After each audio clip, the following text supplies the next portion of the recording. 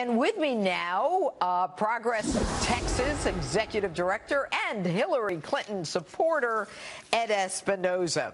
All right, Ed, let's talk about the fact that you've got Hillary Clinton's aides employed by the Clinton Foundation and the State Department when Hillary Clinton promised President Obama that there would be a wall between the foundation and the State Department. How did she get around that when she signed an MOU, a memo of understanding with the president, that there would be no connection between the two?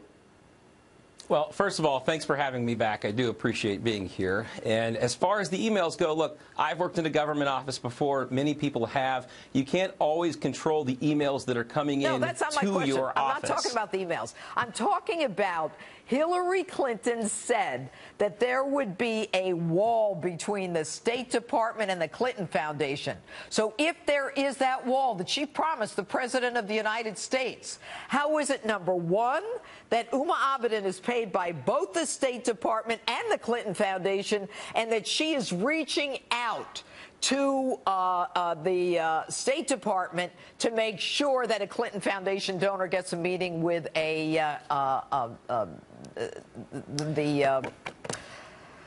Mr. Feldman there, the ambassador to Lebanon? Well, I'm not certain that she was getting paid by both organizations at the same time, which is, okay, well, that's an important distinction. That I'm not familiar with those details, but I will say this.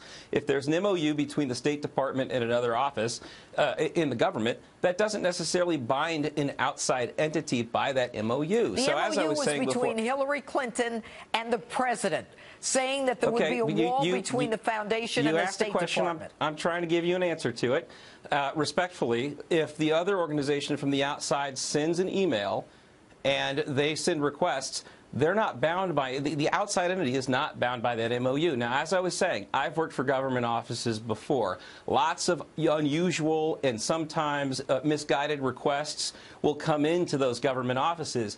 The important thing is do the offices receiving them have the judgment to act or not act on them? And in this case, I don't think there's any evidence that the State Department did act on those emails. Yeah, they set up the meeting, Ed. They set up the meeting. And by the way, when you've got the same woman employed by the foundation and the State Department who's setting up the meeting for a guy who gave $5 million to the foundation, whether or not the meeting occurred is not the issue.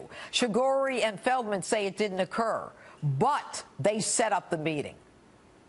You got a problem with that? I'm really not familiar with those particular details, so I wish I could tell you more. All right. I don't know that far on it. All right. You know, Bill and Hillary Clinton released their taxes today, and 96% of their charitable donations went to their own foundation. Did you know that?